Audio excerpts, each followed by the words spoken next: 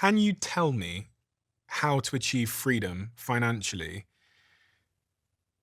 and what I should be thinking about in the context of a world that's changing at such incredible speed? When we're talking about tariffs and recessions and now AI, I've been thinking over the last couple of weeks, like, what should my personal financial strategy be? How should I be thinking about it? Is it a strategy? Is it a psychology? Is it a mindset? What is it that I should be thinking about to survive this area of tremendous change and Trump economics and get through the other end with that freedom and independence that you and I both desperately value? This sounds like such a squishy BS kind of answer, but I think there's a lot of truth to this, and I'll explain in a second. It is largely a mindset, and that sounds crazy, but I'll explain what I mean. My grandmother-in-law, she passed away a couple years ago. She was 92 when she passed away. She, for 30 years, she lived off of nothing but Social Security. I think she got $1,700 a month from Social Security. And she had nothing else. No savings, no pension, no nothing. She was the happiest person you'll meet. I've met half a dozen billionaires in my life. I'm sure you have as well. None of them were as happy as she was. Hmm. And she was like financially broke, but she had this level of psychological wealth that was like unparalleled. And the reason was off $1,700 a month, that was all she needed. She was perfectly happy toiling in her garden, watching birds, going for walks, hanging out, reading from books from the library, perfectly content with all of that. She didn't need anything else. So she had very little money, but she wanted even less. And so like she had a level of independence that a lot of billionaires do not. Hmm.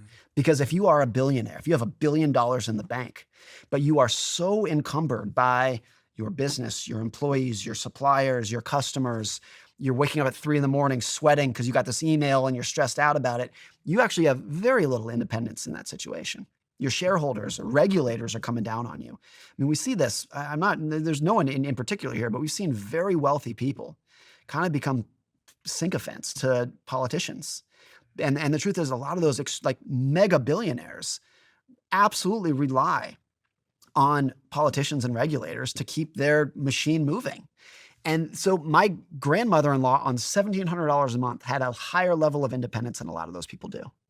And that's why I say like a lot of this is a mindset, because the truth is the vast majority of people listening to this could have a level of independence. It's not that you can retire tomorrow, but you can have a level of financial independence once you realize that the key is managing your expectations more than it is how can I just pile up as much money as I possibly can. It's easy to think like, how do you become financially independent? Like, save a ton of money. And there's truth to that. Of course, that's part of it. But more of it is just in like, what kind of life do you want to live? Because if your expectations are growing faster than your net worth, it's never going to feel like you'll never be independent. Never. You can have $100 billion, but if you want more and more and more, like it's never going to feel like it's enough.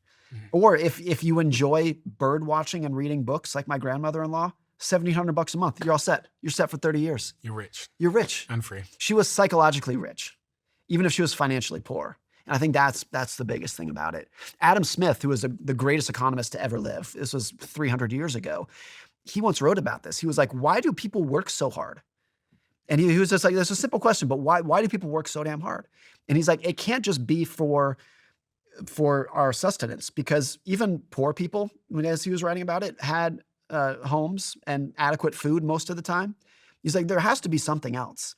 And what that something else was, he wrote, was to be seen by other people.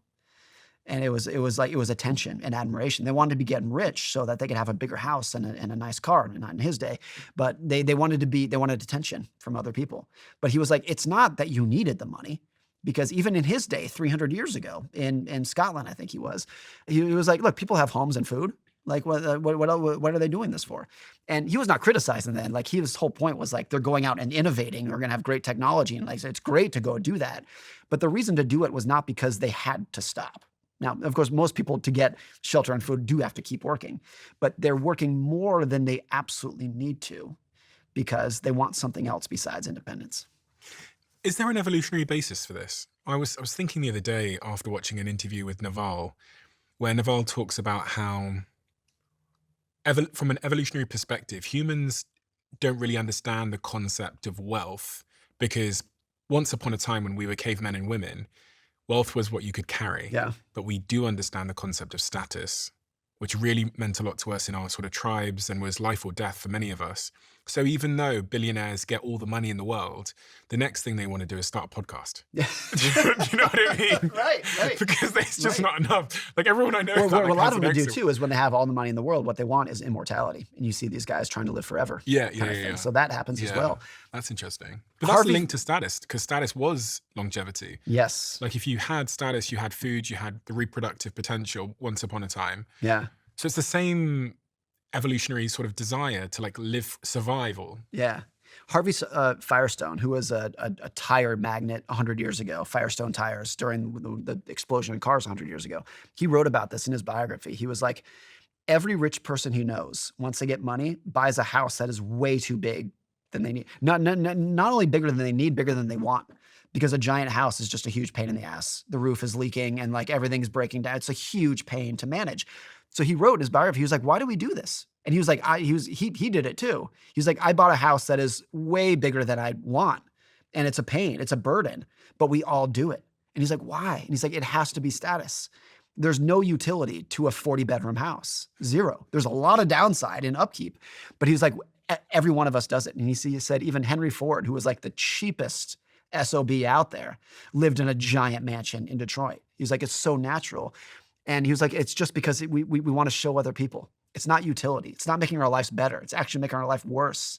But we have this evolutionary desire to show people that we've made it. That's the calling card. But if it's hardwired, then is there much we can do about it? I think it's true that virtually everyone who I really admire in life, by and large, they're not hugely successful people that you've heard of. They're just people who I've met and they're ordinary people with ordinary jobs. But I'm like, man, you seem like you've got it all figured out. They took themselves out of the system that they were supposed to be in. And they're like, I'm just going to figure out my own way. And there's a really interesting story. A guy named Chuck Feeney. He started a company called DFS, the duty-free stores in airports. Mm-hmm. He made, I think, at the peak of his wealth, he was worth about $9 billion. And this was like in the 90s when that was a lot of money. Still is a lot of money. But he, the well-known part of Chuck Feeney is that despite that wealth, he lived like an ordinary person. He lived in a one-bedroom apartment. He flew coach. He drove like a normal car, lived like a normal guy. And some people criticize that from that. He gave all of his money to charity. He gave $9 billion away, lived like a monk himself. The less known part of Chuck Feeney that I think is more important is that when he first got wealth, he became wealthy in the 1980s, he lived the life of a billionaire. He had a fleet of private jets. He had mansions all over the world. He had a yacht. And after doing it for a couple of years, he was like, I don't like any of this. He's like, I like being an ordinary, simple person. And so I'm going to go live an ordinary life. I don't care what the world tells me this is what I should want now that I have money. But he's like, but I don't. I want simplicity. And what I like about that is not that he chose to live like a monk, because I personally wouldn't want to do that. If I had that, I would have a jet if I had that kind of money. So it's not to say that he did it right, but what I like that he did is that he said, I don't care what the world tells me to like. I'm going to do it on my own terms.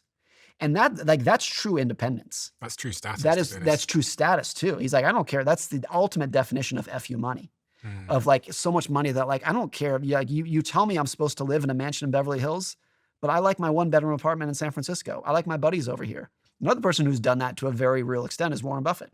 Lives in the same house today that he bought when he was 27 or whatever it was. And he's got 100 billion or something. Right. And of course he could live anywhere. He could buy anything.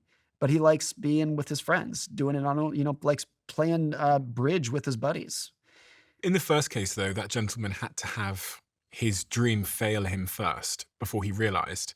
And so this raises another question, which is, does the viewer at home have to make the $100 million and then taste it, buy the mansion to realize that it was never about the mansion? I think the answer to that is yes. Oh, God. That it's very difficult. There's a thing where, I forget who said this, but like they're responding to the quote, money doesn't buy happiness. And they're like, okay, but let me go figure that out for myself first.